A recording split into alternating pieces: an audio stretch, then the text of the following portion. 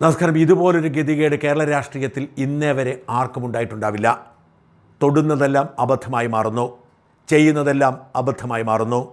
10 വർഷം സർവാധികാരിയായി ഈ നാട് ഭരിച്ചിട്ട് എവിടെ തിരിഞ്ഞു നോക്കിയാലും ജനങ്ങൾ അധിക്ഷേപിക്കുന്നു. തോറ്റമ്പി 2 മാസം പിന്നിട്ടിട്ടും ജനങ്ങളുടെ അധിക്ഷേപം അവസാനിക്കുന്നില്ല.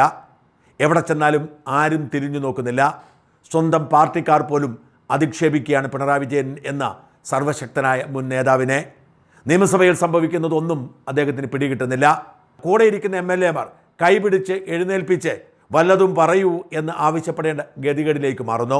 ആഡംബരത്തിൻ്റെയും ധൂർത്തിൻ്റെയും അഹങ്കാരത്തിൻ്റെയും പ്രതീകമായി 10 വർഷം ഈ നാട് ഭരിച്ച പിണറായി പ്രതിപക്ഷ നേതാവിൻ്റെ കസേരയിലിരുന്നതോടെ ഇതുവരെ വിമർശിച്ചവർ അത് തുടരുകയാണ്. ഇതിനിടയിൽ മകളെ വട്ടം പൂട്ടാൻ കേന്ദ്ര അന്വേഷണ ഏജൻസി സ്ഥലത്തെത്തി. 2 or 3 തവണ ഇതിനോടകം ചോദ്യം ചെയ്തു. ഒരു തവണ വീട്ടിൽ കയറി റെയ്ഡ് നടത്തി.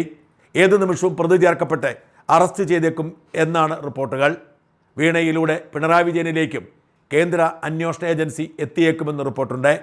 ഒന്നിനുമേലൊന്നായി ഇടതു ഭരണകാലത്ത് കാട്ടിക്കൂട്ടിയ വൃത്തികേടുകളെല്ലാം അന്വേഷണ വിധേയമാവുകയും അഴിമതിക്കൂട്ടിൽ കയറി നിൽക്കേണ്ട ഗതികേടിലേക്ക് കാര്യങ്ങൾ നീങ്ങുകയും ചെയ്യുമെന്നും റിപ്പോർട്ടുണ്ട്. നിയമസഭയിൽ എന്തെങ്കിലും പറഞ്ഞാൽ അപ്പോൾ തന്നെ വായടപ്പിക്കാൻ മുഖ്യമന്ത്രിയുടെ പോലും ആവശ്യമില്ല. MLA മാർ ക്യൂ നിൽക്കുന്നു. കഴിഞ്ഞ 10 വർഷം ചെയ്തു കൂട്ടിയ എല്ലാ അഹങ്കാരത്തിനും എണ്ണി കണക്ക് ചോദിക്കുകയാണ് 102 MLA മാർ. പിണറായിയുടെ പകയ്ക്കരിയായ തോമസ് മുതൽ KK രമ വരെ, G സുധാകരൻ മുതൽ കുഞ്ഞികൃഷ്ണൻ വരെ നിരവധി കമ്മ്യൂണിസ്റ്റുകാർ നിരന്നു നിന്ന് പൊരിക്കുകയാണ് പിണറായി എന്നും മന്ത്രിമാരും MLA മാരുമൊക്കെ നിരന്തരം പരിഹസിച്ചുകൊണ്ടിരിക്കുന്നു. ഭരണപക്ഷ MLA മാർ ഉയർത്തുന്ന ഒരു ആരോപണത്തിനും മറുപടി പറയാൻ പിണറായിക്ക് കഴിയുന്നുമില്ല. അങ്ങനെ എല്ലാ അർത്ഥത്തിലും പരാജയപ്പെട്ടവനായി മാറിയിരിക്കുന്നു പിണറായി വിജയൻ. നിയമസഭയ്ക്കകത്ത് എണീറ്റ് നിൽക്കാൻ കഴിയില്ല. പറയുന്നതൊക്കെ അപ്പോൾ തന്നെ ഭരണപക്ഷ MLA മാരും മുഖ്യമന്ത്രിയും ചേർന്ന് തകർത്ത് കളയും എന്നതുകൊണ്ടാണ് പിണറായി ക്ഷീണം മാറ്റാൻ ഇന്നലെ ഒരു പത്രസമ്മേളനം നടത്തിയത്. AKG സെൻറ്റർ നടത്തിയ ആ പത്രസമ്മേളനവും ചീറ്റിപ്പോയി.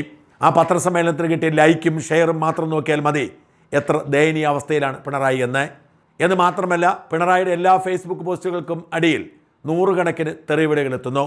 പിണറായിയെ ന്യായീകരിക്കാൻ ആരും എത്തുന്നുമില്ല. പോരാളി ഷാജിമാർ നിറഞ്ഞാടിയ കാലത്ത് അവർ നിശബ്ദതയിലേക്ക് മാറിയിരിക്കുന്നു. പിണറായിയെ സംരക്ഷിക്കാൻ ഒരു താല്പര്യവും ആർക്കുമില്ലാത്ത അവസ്ഥ സംജാതമായിരിക്കുന്നു.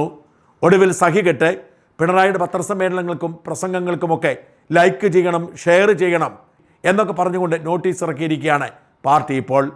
അങ്ങനെ പെയ്ഡ് ലൈക്കും പെയ്ഡ് പ്രൊമോഷനും ഇല്ലാതെ പിണറായിക്ക് തല നിവർത്തി നിൽക്കാൻ കഴിയാത്ത അവസ്ഥ രൂപപ്പെട്ടിരിക്കുന്നു. ഇന്നലത്തെ പിണറായിയുടെ പത്രസമ്മേളനം വാസ്തവത്തിൽ പൃഷ്ഠത്തിലേക്കുള്ള മറ്റൊരു വെടിവയ്പ്പായിരുന്നു എന്നാണ് വിലയിരുത്തപ്പെടുന്നത്.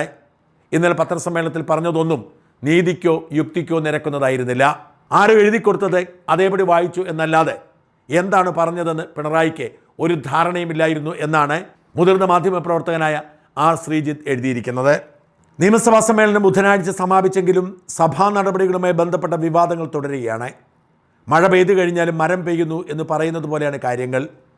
പ്രതിപക്ഷ നേതാവ് പിണറായി വിജയൻ്റെ ഇന്നത്തെ വാർത്താ സമ്മേളനം അദ്ദേഹം ഏറെ സമയമെടുത്ത് വിശദീകരിച്ചത് നിയമസഭയിൽ ധനബിൽ പാസ്സാക്കിയതിനെക്കുറിച്ചായിരുന്നു. വീര്യം കുറഞ്ഞ മദ്യത്തിന് നികുതി ഇളവ് നൽകിയ തീരുമാനം ഒളിച്ചു കടത്തി എന്നാണ് പിണറായി വിജയൻ ആരോപിച്ചത്. ധനബില്ലിലെ ചർച്ച ബഹിഷ്കരിച്ച് പുറത്തു പോകുന്നതിന് മുൻപ് സഭയിലും പ്രതിപക്ഷ നേതാവ് ഈ ആക്ഷേപം ഉന്നയിച്ചിരുന്നു. എന്നാൽ ഒളിച്ചു കടത്തിയെന്ന വിമർശനം രാഷ്ട്രീയ പ്രചരണത്തിന് ഉപയുക്തമാകുമെങ്കിലും സഭയുടെ കാര്യോപദേശ സമിതി റിപ്പോർട്ടും സഭാതലത്തിൽ നടന്ന ചില നടപടികൾ നോക്കിയാൽ അത് തെറ്റാണെന്ന് വ്യക്തമാകും. സഭ സമ്മേളിക്കുന്ന ദിവസങ്ങളിൽ മാറ്റം വരുത്തുന്നത്, സഭയിലെ അജണ്ടയാകേണ്ട വിഷയങ്ങൾ ഏതു ദിവസത്തേക്ക് ഷെഡ്യൂൾ ചെയ്യണം തുടങ്ങിയ കാര്യങ്ങളാണ് കാര്യോപദേശ സമിതി യോഗത്തിൽ ചർച്ചയാകാറുള്ളത്. ധനബിൽ ജൂലൈ 1 അവതരിപ്പിക്കാൻ ഉദ്ദേശിക്കുന്ന വിവരം മുഖ്യമന്ത്രി നിശ്ചയമായും കാര്യോപദേശ സമിതിയെ അറിയിച്ചിട്ടുണ്ടാവും. പ്രതിപക്ഷത്തിന് കൂടി പ്രാതിനിധ്യമുള്ള സമിതിയാണ് ബിസിനസ് അഡ്വൈസറി കമ്മിറ്റി അഥവാ BAC. പ്രതിപക്ഷ നേതാവ് പിണറായി വിജയൻ, CPI നേതാവ് K. രാജൻ എന്നിവരാണ് പ്രതിപക്ഷത്തു നിന്ന് BACയിലുള്ളത്. ഇപ്പോൾ ധനബിൽ അവതരിപ്പിക്കുന്നത് അറിഞ്ഞില്ല എന്ന ആരോപണത്തിൽ കഴമ്പില്ലെന്ന് വ്യക്തമാണ്. ഇനി ഒളിച്ചു കടത്തിയെന്ന ആരോപണത്തിലേക്ക് വരാം. വീര്യം കുറഞ്ഞ മദ്യത്തിന് നികുതി ഇളവ് നൽകുന്നത് പ്രാബല്യത്തിലാക്കാൻ ധനബില്ലിൽ അത് ഒളിച്ചു കൊണ്ടുവരുന്നു എന്നതാണ് പ്രതിപക്ഷം ഉന്നയിക്കുന്നത്. ബജറ്റിൽ പ്രഖ്യാപിക്കുന്ന അധിക നികുതി നിർദ്ദേശങ്ങൾ പ്രാബല്യത്തിലാക്കുന്നതിന് വേണ്ടിയാണ് ധനബിൽ അവതരിപ്പിച്ച് പാസ്സാക്കുന്നത്. പാർലമെൻറ്റ് രംഗത്ത് ദീർഘകാലത്തെ അനുഭവ സമ്പത്തുള്ള നേതാക്കൾ അണിനിരക്കുന്ന പ്രതിപക്ഷത്തിനും ഇത് അറിവുള്ള കാര്യമാണ്. 2026-27 സാമ്പത്തിക വർഷത്തേക്കുള്ള പുതുക്കിയ ബജറ്റിൻ്റെ ഭാഗമായി കൊണ്ടുവരുന്ന ധനബില്ലും നികുതി നിർദ്ദേശങ്ങൾ പ്രാബല്യത്തിലാക്കുന്നതിനാണെന്ന് വ്യക്തമാണെന്നിരിക്കെ അതെങ്ങനെ ഒളിച്ചു കടത്തലാകും? ബജറ്റ് അവതരണത്തിന് മുൻപാണ് കാര്യോപദേശക സമിതി ചേർന്ന് ജൂലൈ 1 ധനബിൽ ഷെഡ്യൂൾ ചെയ്യാൻ തീരുമാനിച്ചതെങ്കിൽ ഒളിച്ചു കടത്തിയെന്ന ആരോപണം വാദത്തിന് വേണ്ടിയെങ്കിലും അംഗീകരിക്കാമായിരുന്നു. എന്നാൽ ഇവിടെ കാര്യോപദേശക സമിതി ചേർന്ന് ജൂൺ 23 ബജറ്റ് അവതരണം നടന്നത് ജൂൺ 19. ബജറ്റ് അവതരണത്തിൽ വീര്യം കുറഞ്ഞ മദ്യത്തിൽ നികുതി കുറയ്ക്കാനുള്ള തീരുമാനം പുറത്തുവരികയും ചെയ്തിരുന്നു. ബജറ്റ് പ്രഖ്യാപിച്ച നികുതി ഇളവ് നടപ്പാക്കണമെങ്കിൽ ധനബിൽ പാസ്സാക്കണമെന്ന് എല്ലാവർക്കും അറിവുള്ള കാര്യമാണ്. അങ്ങനെയിരിക്കെ നികുതി പരിഷ്കാരം ഒളിച്ചു കടത്തിയെന്ന് പറയുന്നത് എങ്ങനെ ശരിയാകും? വാർത്താസമ്മേളനത്തിൽ ഇതേപ്പറ്റി ചോദിച്ചപ്പോൾ പ്രതിപക്ഷ നേതാവ് പറഞ്ഞത് ഇങ്ങനെ സംഭവിക്കുമെന്ന് പ്രതീക്ഷിച്ചില്ലെന്നാണ്. സബ്ജക്റ്റ് കമ്മിറ്റി ചർച്ച ചെയ്യാതെ ധനബിൽ പാസ്സാക്കിയതെന്ന വിമർശനവും പ്രതിപക്ഷം ഉന്നയിക്കുന്നുണ്ട്. എന്നാൽ ജൂൺ 29 സബ്ജക്റ്റ് കമ്മിറ്റിക്ക് പരിഗണിക്കാതെ ധനബിൽ പാസ്സാക്കാമെന്ന നിർദ്ദേശം സ്പീക്കർ സഭയിൽ അവതരിപ്പിച്ചിരുന്നു.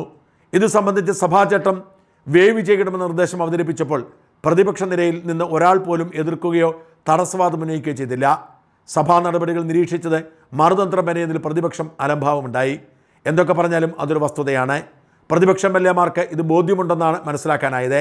രാഷ്ട്രീയ കൗശലം കൈമുതലാക്കിയ ഏത് സാഹചര്യത്തെയും തനിക്ക് അനുകൂലമാക്കി മാറ്റാനുള്ള വാക്ചാതുര്യം പ്രകടിപ്പിക്കുന്ന മുഖ്യമന്ത്രി വി.ഡി. സതീശനെ നേരിടാൻ പ്രതിപക്ഷം നല്ല ജാഗ്രത പുലർത്തിയേ മതിയാകൂ.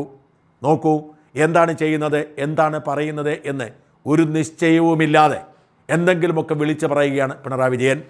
സഭയ്ക്കകത്ത് വെച്ച് ഇതൊക്കെ പറഞ്ഞാൽ പണി കിട്ടും, മറുപടി അപ്പോൾ വരും, അത് വൈറലാകും എന്നതുകൊണ്ടാണ് സഭയ്ക്ക് പുറത്തിറങ്ങി പത്രസമ്മേളനം നടത്തി പറഞ്ഞത്.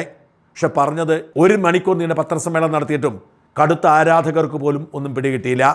ആരും ഇതേക്കുറിച്ച് ഒരു കമാന്നരക്ഷരം പങ്കുവയ്ക്കുന്നില്ല. പറയുന്നവരൊക്കെ പരിഹസിച്ചിട്ട് പോകുന്നു. പറഞ്ഞതൊക്കെ പച്ചക്കള്ളമാണെന്ന് വ്യക്തവുമാവുന്നു. ഒരു ധാരണയുമില്ലാതെ പ്രതിപക്ഷ നേതാവിൻ്റെ കസേരയിലിരുന്ന് അങ്ങോട്ടും ഇങ്ങോട്ടും നോക്കി സമയം കളയുക മാത്രമാണ് പിണറായി വിജയന് മുമ്പിലുള്ള ഇനിയുള്ള വഴി. വി.ഡി. സതീശനെ സംബന്ധിച്ചിടത്തോളം ഏറ്റവും വലിയ ഭാഗ്യമായി മാറുന്നത് പ്രതിപക്ഷ നേതാവായി പിണറായി എത്തിയത് തന്നെയാവും.